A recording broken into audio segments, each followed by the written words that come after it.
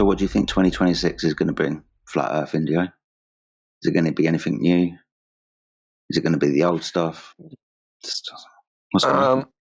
I don't know. It's a good question. I mean, I know what I'm trying to do, like me personally, and I have to work on this. Get some of the trying to get observations together. Just get like as many as we can get, like long distance observations. Just pile them up. Pile them up, pile them up, pile them up. I actually, interesting enough, because just looking at a lot of the observations that have already been done, and the globe Earth has a whole slew of claims about what refraction does to the horizon and objects and all these things. That just doesn't seem to match what's actually observed in these long distance observations. It just doesn't seem to line up. Like, oh, if there's an inferior mirage, and this is warmer and that's colder, and then if it's a superior mirage, it's the other way around. Like, it just doesn't seem to actually be the case. That it's way more complicated, and yeah. So I think this year should be the year of data collection. Because I also just, by some serendipity, it was called a paper that was published in, I think, 2023, where they went out and they did some surveying, and they assumed like this curving light right thing, and then they actually, this K constant, right, this radius of a ray that goes around the ball Earth. Well, when they actually went out and did the measurements, they had to conclude that there was upward refraction if there's a ball Earth, which just basically means that we assumed it's a ball, and the ray was actually flat, so it must be concave. You know what I mean? Because you're in a coordinate system. Yeah, so like flat lines are concave in their little in their paradigm, right? So that's what they actually went out and measured, and they had thermocouples, and they measured all this stuff. And it's just funny that, this claim of this downward refraction, I just don't think it has any evidence for it. I just don't think it's like the textbook, whatever's in the textbook that says it's wrong. It's just wrong. Like what they say creates inferior mirages is wrong. What they say creates superior mirages, wrong. Fata Morgana is wrong. All this stuff. I just think it's all wrong. And I don't think it's actually been thoroughly researched. If the literature, the academic literature is relative to like what it is, it's pretty sparse, right? It's like, I mean, I would say in the last 150 years, there may be, maybe 150 papers on the subject of like terrestrial refraction, astronomical refraction, whatever you want to call it. Maybe 150 papers worldwide. But everybody goes out every single day. Surveyors go out every single day. We're always doing these observations at sea, in the sky, right? We're flying around, we're sailing around, we're doing all these things. To be not like have so much literature, so much testing on it, like that, like that your brain would explode from looking at all the data. It just seems a little odd to me that how little there is. And the papers all say the same thing. Yeah, we went in with these assumptions, nothing actually matched up. Shit, try again. This is what people that do future research should consider, and they give like a laundry list of things, of possibilities, and that's it. There's very few. There's not that much out there as far as evidence. There's a lot of claims, there's a lot of theory, there's a lot of textbook nonsense. There's 7.6R and all that crap. But when you look into the actual experimental data, that's just like, where is it? So like, as God says, if you want something, or heaven helps those who help themselves, and if you want it done right, do it yourself. In the vein of that, those two things, we'll do those things. You know, that's what I'm hoping. And I'm trying to get. I think I'm gonna like. We talked about this. I talked about this with like Yoder. We should Mm. get like a standardized form, right? Make a form that if you go out and do a long distance observation, like a checklist. Hey, get the water Yeah. temperature, get the air temperature. You know, put the camera in the shade. Don't have it in the sun. Don't go at this time of day, or if you go at Hmm. that time of day, like like a best practices document, Yeah. right? Where's the That sun anybody in the can get. sky? That type of thing. Yeah, yeah, like a but yeah, best practices document. So one thing I Mm. try to do is I try to get the sun behind me so that everything Yep. is lit up, right? Yep. Yep. So there's like there's just like we can come up with some best practices, and That's a part good of those idea. best practices will have some data, and that like if everybody's collecting the same data, then we can actually go, okay, here's a 10-mile observation. You know, this is the air temperature, water temperature, humidity, all these things. We just plug it into a spreadsheet, and then we collect a whole bunch of it, right? And then like, oh yeah, I Yep. filled out the sheet. Here you go. Collect the data off of it. Just keep adding it to this like a giant spreadsheet, and go try to find some correlation between between variables, right?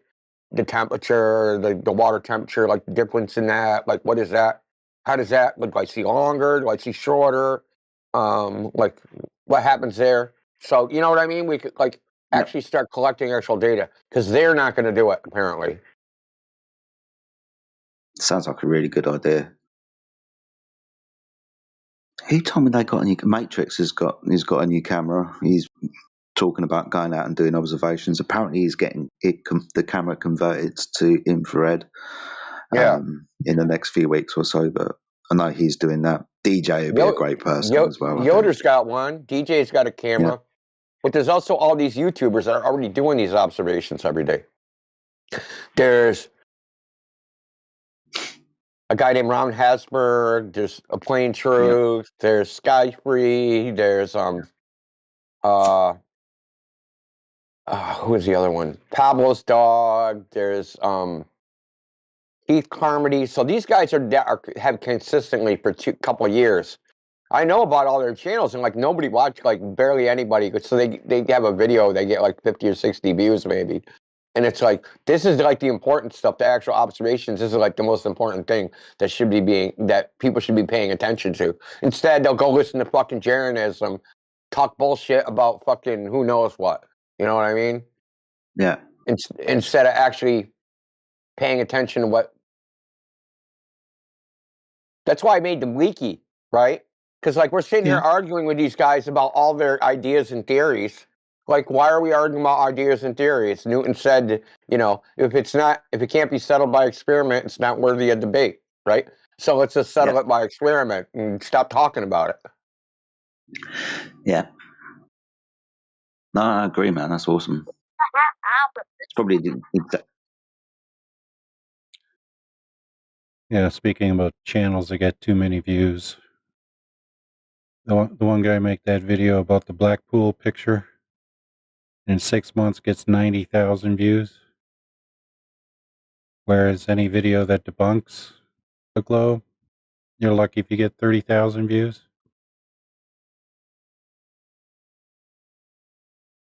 Are you serious? Yeah. Wow. Well, there's always what's his name? Simon Dan. He went from like 1,000 subs like over like 8 years or something, whatever, however long, and then just like Mr. Cheswick did a video on it. Yeah, some freaking he got like 12,000 subs in like a week, and it wasn't Yeah. linked to like any particular video. So same with Dave McKeegan, because his channel, which was on photography, he was lucky if he got like 5,000 views on a video. He had like one video that went viral that got over 1 million views, but his average views were like 5,000. But now if you look at his anti-flat earth videos, they pretty much a lot of them have over 1 million views. You're kidding me. Wow.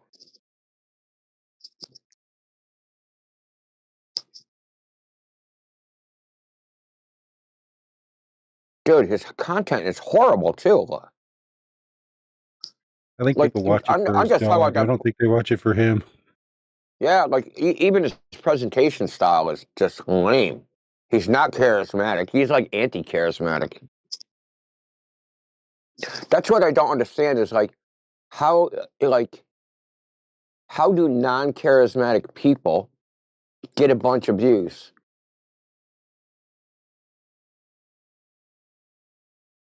You know, like McToon, Simon Dan, Professor Dave, Dave McKeegan. They're like anti-charismatic. In fact, like looking at them and hearing them speak is like fingernails on a chalkboard. Doesn't even matter what they say. They could be talking about anything.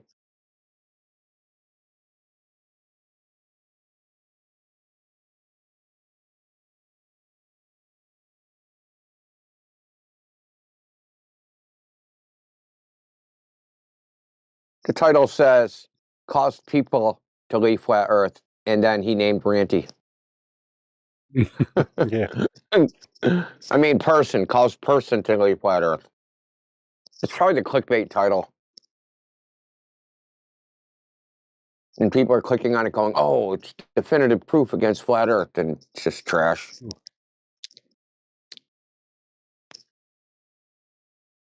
Yeah, doesn't understand that objects in the distance may not be actual size. Yeah, amazing. Weird. It's weird how the street sign that's 10 feet away is bigger than that mountain 120 miles away. It's higher. It's not in the same line of sight. Why is that? It's so stupid, bro.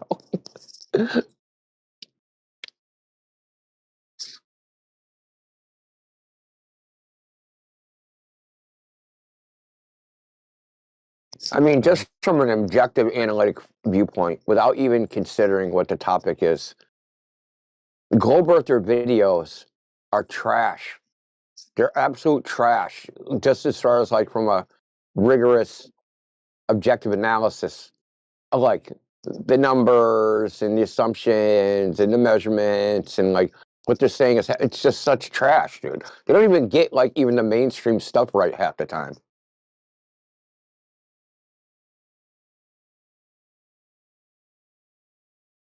Well, ignorance is their superpower.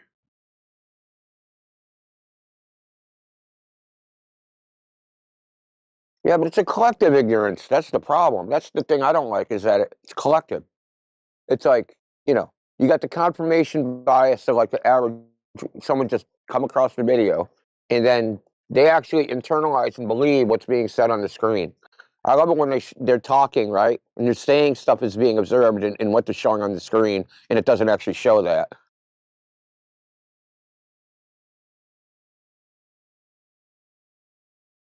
It's like saying, hey, this dude just scored a running touchdown when it was clearly a pass. But because they're saying he scored a running touchdown, people think it actually was. Well, there's a lot of misinformation out there. Like, look, even at the Hindenburg, most people think the Hindenburg burned because it was filled with hydrogen. Nope. Hindenburg burned because the material they used for the envelope there was highly flammable and it burned up like crazy.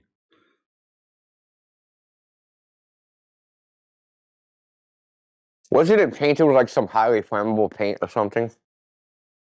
Whatever method they used to make that fabric, which was made in the United States, it was imported from the US, made it highly flammable.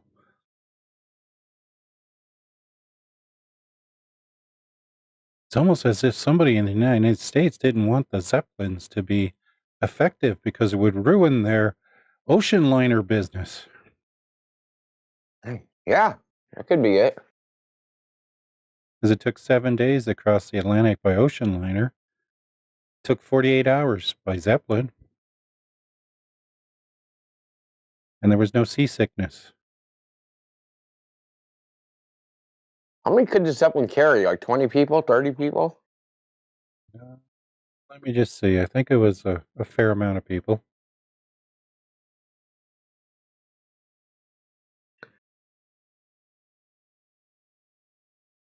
Yeah, I don't know what the business model was, whether it was profitable or not. But I mean, there's almost no limit on how big you can make them. Depends on the material. Yeah. The material cost, right? I mean, it almost don't matter because though you're increasing the surface area, right? The volume is increasing at a higher rate. Right? Is Exactly. that how it works? Yeah. You increase the diameter a small amount, and you get a good amount of volume increase. Maximum 70 people on the Hindenburg. On the fatal flight, That's a there was good only amount of people, man. That's almost as much as like I don't know, like a small plane, not a small plane, but like a regional airlines like a seating DC-3. capacity. Yeah. Yeah, the final flight had 36 passengers, 61 crew. 61 crew? Yeah. Jesus Christ. So it says at peak, the Hindenburg could carry up to 72 paying passengers plus crew for a total of over 100 people on board when fully loaded. That's why tickets are expensive. Well, first class tickets on the Titanic were expensive. You didn't even reach your location.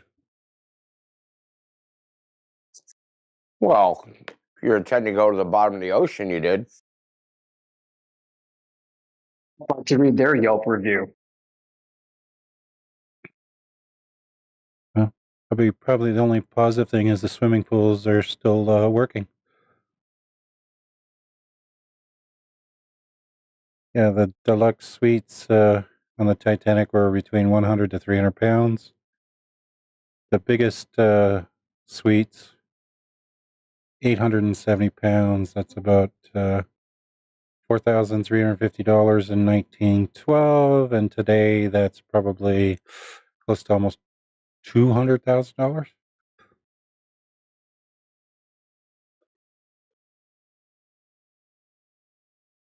I mean, we're assuming a lot of stuff that they couldn't improve design over a period of like 100 years. I mean, I'm sure if we stayed with the airship thing, they'd be pretty freaking crazy right now. Aren't they Well, aren't they called planes, bro?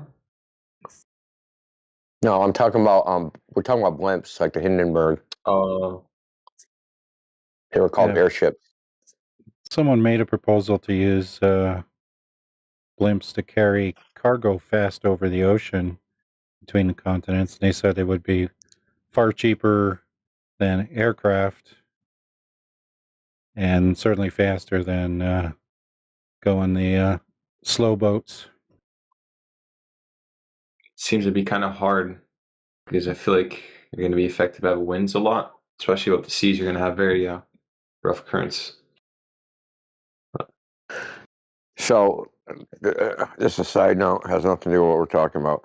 I mean, Yoder, in the main server in the refraction section, I added PDF.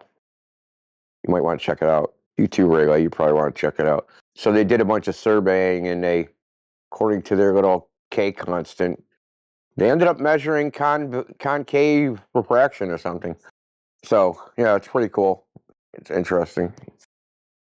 Oh, I think I could predict why. It's because curvature throws off what their meteorological requirements are. It almost inverts it. Actually, I think it does invert it. Well, yeah. Well, if you're assuming a curved surface, something that's flat is going to appear concave and note that coordinates. Precisely. Yep. Yeah, that's it. So that means like a K coefficient of 1, which normally is what a flat would actually be curving. So they'd have to recalibrate their K coefficient and K factor, I guess, depending on the industry. Yeah, I mean, if you read through it, it seems like they're pretty bullshit about the result, like kind of like waffling, especially in the conclusion. It's kind of funny. Oh, can't wait. I'll be doing that this afternoon. All right, it's in the refraction section in the information channel or category.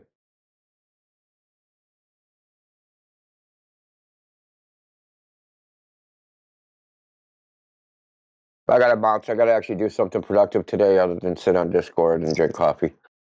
So I'm gonna do something else and drink Nobody coffee. has to know. All right, see. Sorry to hear that, India. Sorry, did I have to do something productive? Yep. I'm dicking around for like 3 days, so I mean I don't have to do it, but I should. This isn't a must, but you know. I did something productive yesterday. I regret it today. All right, I'll talk to you later. Yep. All right. Peace, man. And I always find it funny how all these Globers talk about the K factor for refraction. Never seen them ever mention the T factor for transmission.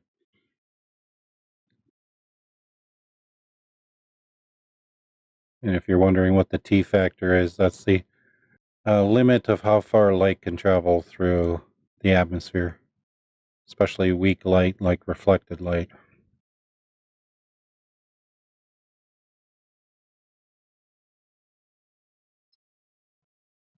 It can be a bit confusing when you read about this subject from different disciplines, because like the K factor that's used in it's used to describe like terrestrial refraction and stuff. A K factor of 1 indicates a regular globe Earth with a regular radius, and anything that's above that, like 7/6 or 4/3, is making a bigger radius.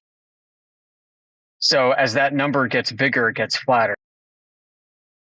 But the K coefficient is different, and you'll see this in like a surveying literature. They won't show anything with respect to like a 1. They'll show you like 0.13 or 0.27. And the higher the number, the flatter it is.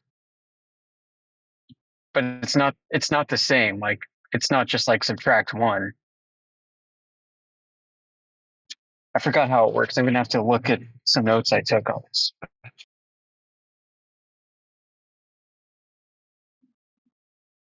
Yeah, because a K coefficient of 1.00 is an infinite radius. That's what it is. Mm-hmm. But a Sure. K factor of 1 is a regular globe radius.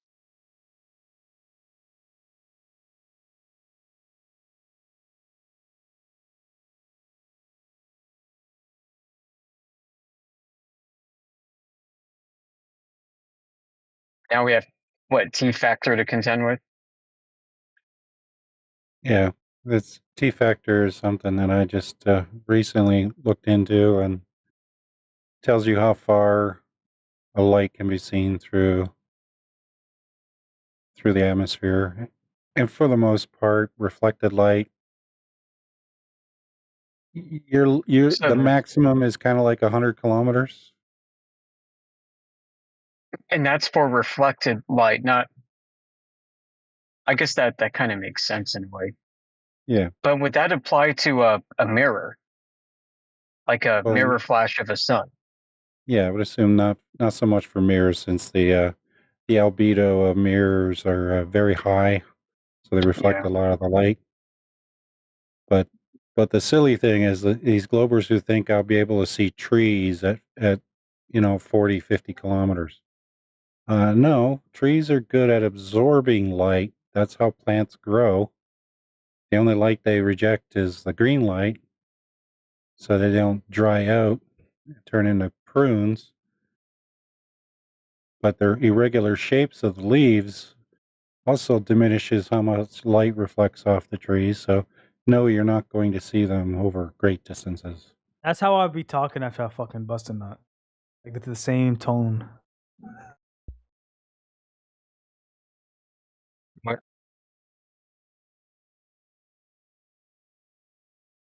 And he's gone. Hmm.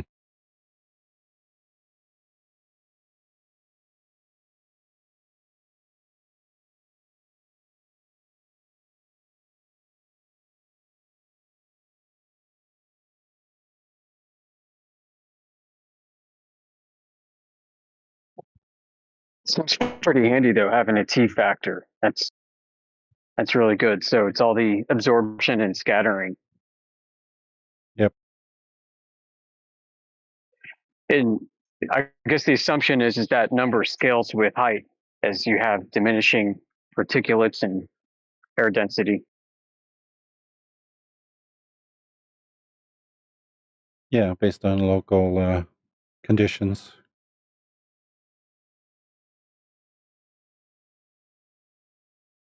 So I'd be curious to see how that changes from being like a foot off the marine layer compared to like 6 feet off the marine layer compared to 20, 50, 100. You know, are there observations that confirm this model or not? How was it derived?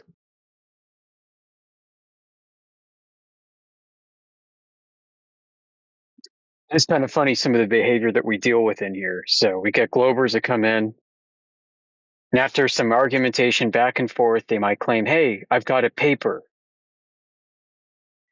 And I think in their mind, when they say that they've got a paper, that they're trying to spark or invoke fear within us. Like, oh no, he's got a paper.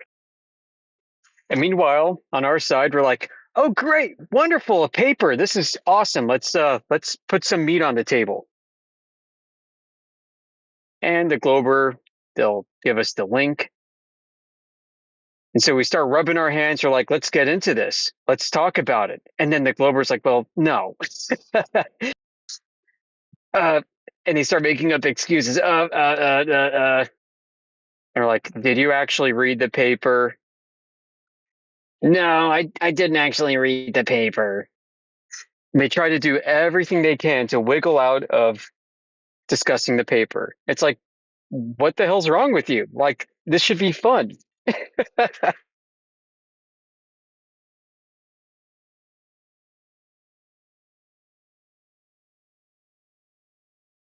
Man, that happens like 99% of the time as well.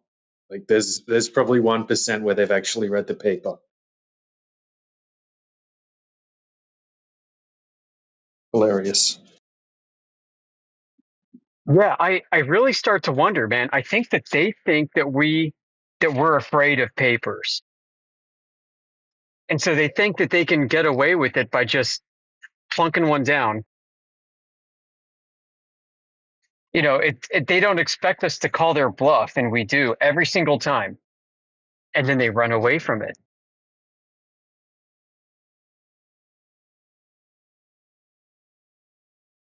I think an audience that's listening is going to hear and see exactly that this has been going on for years. You know, they come up with the paper, we try to get into it with them, and they try to wiggle out of it every single time.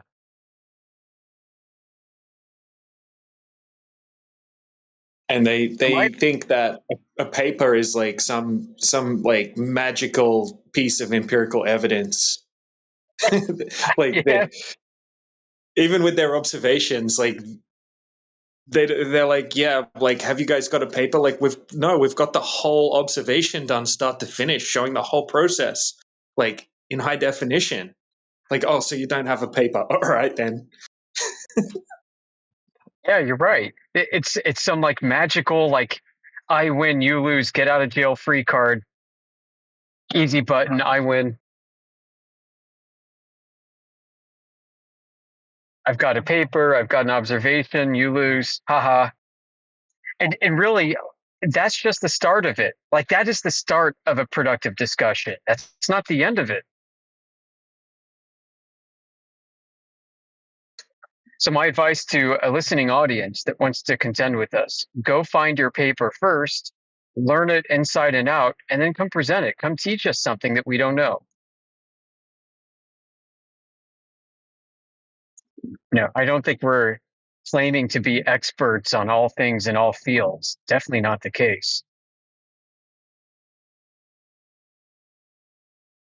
And they can learn their paper and memorize it as good as they want, but just because something's written in a paper doesn't mean that it's valid either. Like, they need to be able to back up everything that's said in the paper as well. Right. Right. I'm glad you mentioned that. Yeah, just because the paper's written and you can articulate it doesn't mean you win. We're here to evaluate the claims. I mean, there's a lot of bullshit out there, a lot of bullshit papers. Everyone knows this. Anybody who's done some reading on like the problem of reproducibility for claims and the great replication crisis.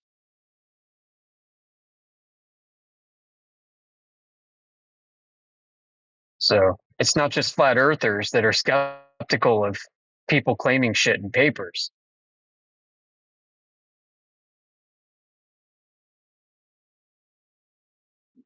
You know, and you don't necessarily have to be an expert in the field that they're writing about. You can evaluate their process and methodology without having that domain expertise, that technical expertise in what it is that they're investigating. You can look at their investigative method and their experimental design. And I would say 9 times out of 10, that's where they fail.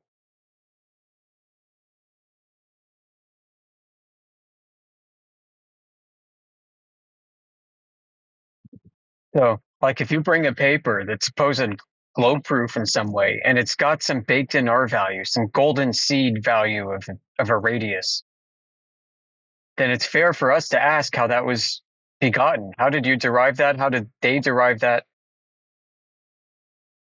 If they just say, well, this is a given value that's based off of, I don't know, some knowledge from deep history.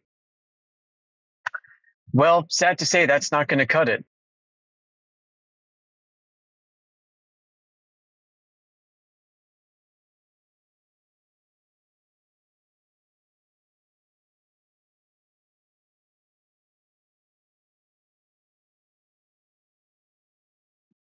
No. So it's not like we're saying you have to reinvent the wheel every time you come to this. Not the case at all. Like if you're going to cite an R value in the paper, then we want to know where that came from so we can follow the source, trace it back.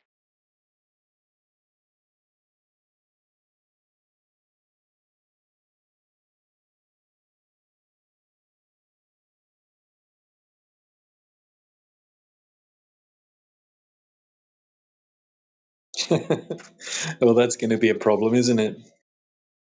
Yeah, it sure is, because we tried doing that.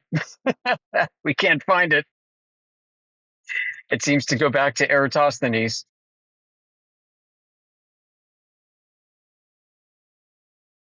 And that's quite a problem. That is a big conundrum.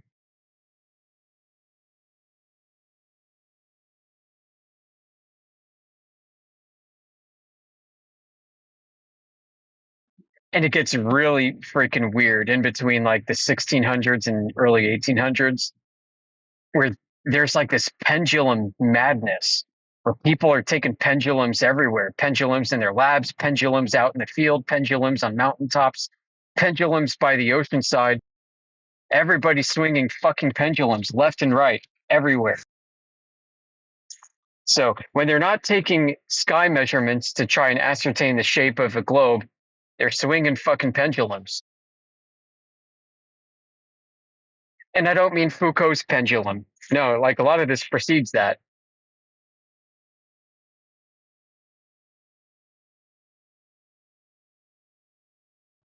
Oh, the pendulum's swinging a bit slower here. You know, it's slower here by 2.5 minutes every day.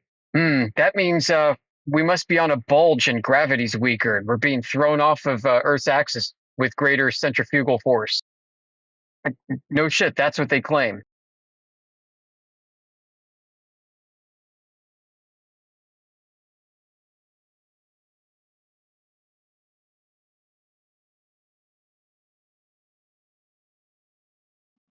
So you've got to assume then that Earth is a globe. You've got to assume a center of mass. You've got to assume the inverse square law for gravity from Newton. You've got to assume all this other shit.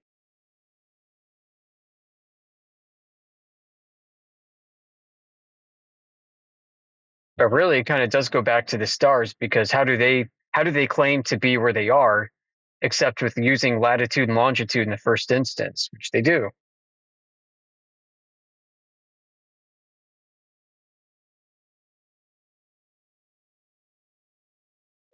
So even the pendulum swingers, right? They claim that gravity is less here near the equator or at the equator because, well, Earth must be a spinning ellipsoid, right? Well, how'd you determine that? Well, Eratosthenes. We look at the stars and we imagine a sky ball, and well, sky ball match Earth ball, not flat Earth, so Earth ball too.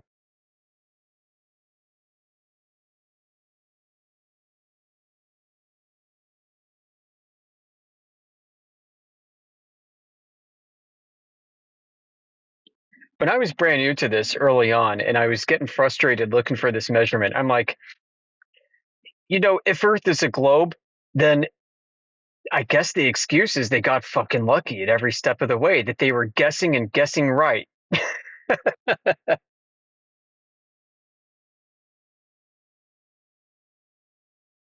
Like, what are the chances? And not that they were just like guessing right and moving on.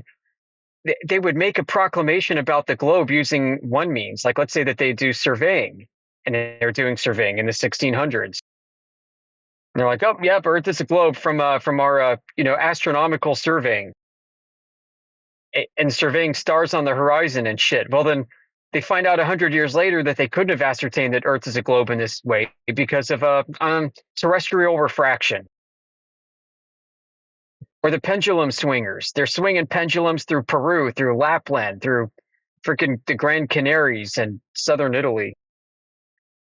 And then somebody 100, 200 years later say, no, you couldn't have determined Earth as a globe in that way, like an ellipsoid, because the gravitational field's a little lumpy in places, and so you're going to get erratic results.